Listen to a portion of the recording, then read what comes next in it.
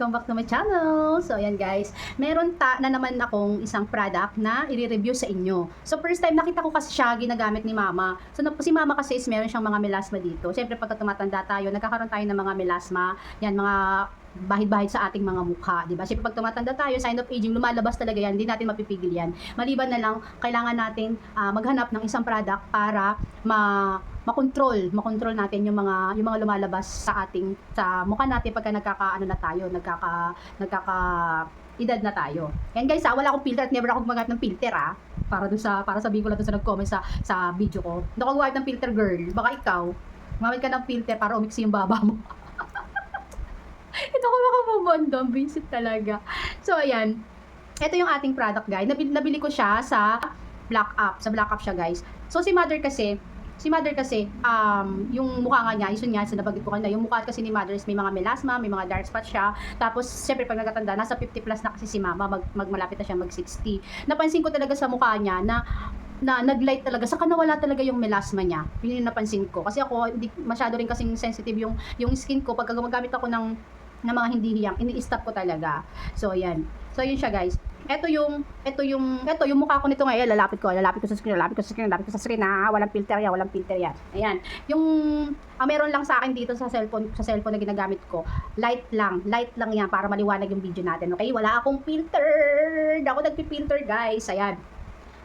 Kaya nga, diba, honest review, diba? Kaya kailangan pakita mo kung ano talagang mukha mo. So, ayan, guys. Ito yung product na itatry ko ngayon. So, ayan siya. Ang pangalan ng product, The Originot. Yan. Originot yung, ewan ko kung tama yung pronunciation ko sa mga basher ko dyan Ayan. The Originot. Originot po yung pangalan ng product, Brightening Moisturizer. So ito is night cream. Night cream siya guys. Ngayon ko pa lang siya gagamitin. Nabili ko namin to is nasa 100 plus lang siya. 100 plus. Para daw siya sa mga melasma, sa mga dark spot. Ayan. Yan, open ko siya. Ngayon ko pa lang siya gagamitin. So, gumamit na ako hindi pa pala, magto-toner pa tayo kasi hindi talaga ako nakasanayan ko na talaga na every night bago ko matulog or pagkatapos ko maligo, ganyan. Nagto-toner muna ako. Ang product natin is, ayan siya. Ayan yung color, The Originot. Hindi ko sure kung tama yung pronunciation ko, pero The Originot ang name niya. Beauty Unity and Brightening Moisturizer. Meron siyang niacinamide and tranexamic acid, fruit blend extract. Yun yung pinaka-ingredients na nakasama dito sa sa product na to. So, sa sobrang liit na mga nakasulat sa kanya, hindi ko masyado mabasa. Ayan. Ang sabi naman niya dito, yung direction niya.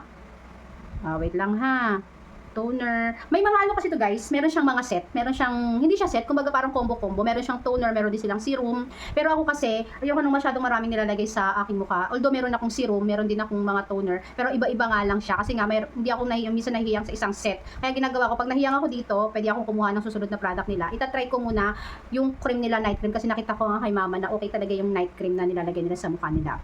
Ginawan ko rin ng video si Mama dito kasi meron siyang before na picture, ipapakita ko rin sa inyo. Sa akin kasi, nagpicture na rin ako ngayon. Wala naman kasing tatanggalin sa aking face. Ayan, wala naman siyang tatanggalin sa aking face. Maliban na lang sa aking eyebag dahil araw-araw po akong puyat. Ayan. So, ang gagawin lang daw sa instruction, after daw natin mag-toner, ayan, pag after mag-cleansing, ayan, using cleanser, toner, and serum. Tapos yan. Tapos amount daw, tapos maglalagay ng konting amount ng moisturizer and then massage. Ayan. Massage lang daw gently. Ayan. Massage gently hanggang sa ma-absorb natin ma-absorb ng ating skin yung cream. So hindi to binababad guys night cream siya. Ay, hindi siya binabanlawan. Night cream po siya, binababad siya magdamag. Tapos na ko dun sa kanilang magto-toner muna ako habang nag-explain ako. Ito yung ginagamit kong toner guys. Yan, Eskinol lang. Gusto ko yung clear lang talaga. Ayoko nung matapang kasi ayoko kasi nagbabakbak yung aking mukha. So, ayan lang yung ginagamit ko na toner. Minsan nagtry ako ng ibang toner. Ayoko kasi ng matapang. Kaya cleanser lang talaga yung ginagamit kong toner. So, yan guys. Tapos na ako mag-toner. Nag-toner lang ako. Tapos open lang natin siya. Yung anong mili pala nito? Yung 50 ml siya. Tapos ang expiration niya is 2029 pa. Matagal din pala, no? 2023 years din pala ang expiration nito. Kaya okay lang siya. So, ayan siya guys, pag open mo may makikita kang parang scoop. Ayan. Meron pala siyang pre na scoop. Tapos meron siyang takip. Ayan siya. Tapos may scoop. Ganyan siya pag open mo. Ang cute ng ano nila, ng lagayan nila. Ayan guys, ang dami niya oh. Oh, ang dami. Hindi siya tinipid guys sa amoy. Wala siyang masyadong amoy. So, siguro napaka-mild lang talaga ng ano nitong product na to. Wala siyang amoy. So, tignan natin pagka nag-blend sa aking, lagay ko muna sa kamay ko. Watery siya guys, watery. Madali siyang i-blend, in fairness. Watery siya. Yan.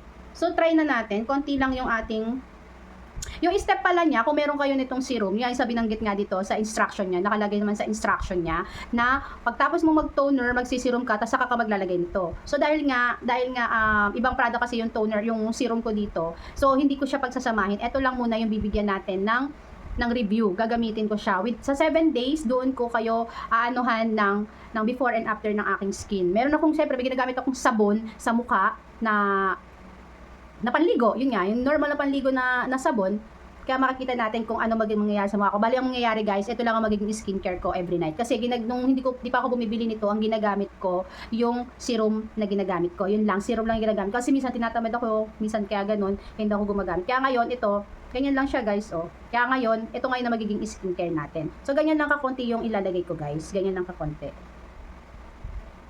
Yan, ganito lang kakonti yung ilalagay ko. Nag-scoop lang ako ng konti. Pakikiramdaman ko pa kasi guys kung mahapdi ba siya or something. Ayan. Sa mga sa mga ayaw po sa aking mga skincare routine at mga tips, wag na lang po kayong manood kaysa mag-comment kayo ng kung ano-ano diyan, di ba? Wag na lang kayong manood. Scroll up niyo na lang po. Kasi nananahimik kami dito.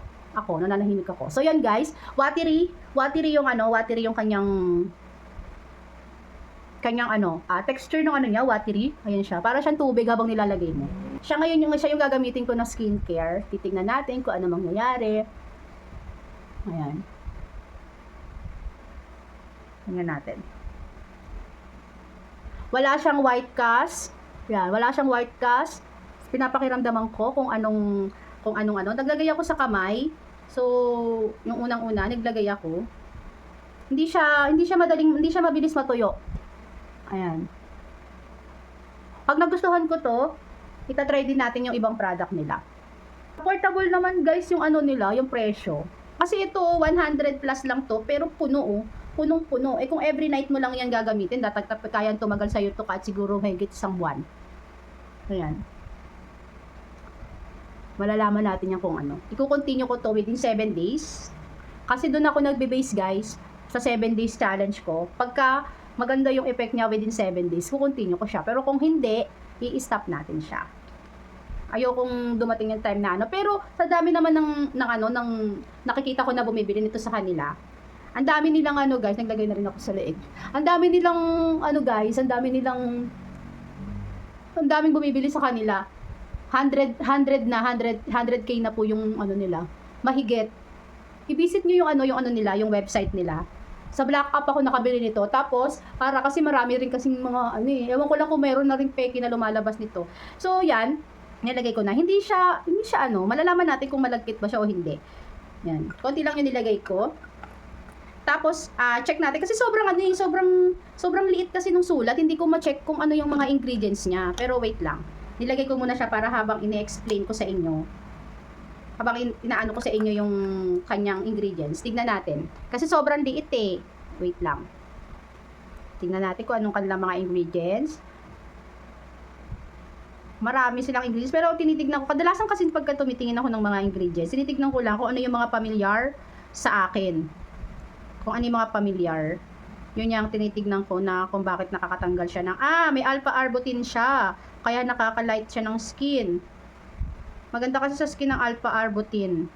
Tapos, meron din siyang, dami ng ingredients guys, sobrang dami. Pero fairness habang tumatagal, hindi siya malagkit. Saka hindi siya, hindi siya mahapde. Pero pakikiramdaman pa rin natin yan. Sa next video ko, doon ko i-explain lahat kung ano yung experience ko. So, ngayon, sa update video na lang, doon ko So, hindi ako masyadong familiar sa ibang mga ingredients nila.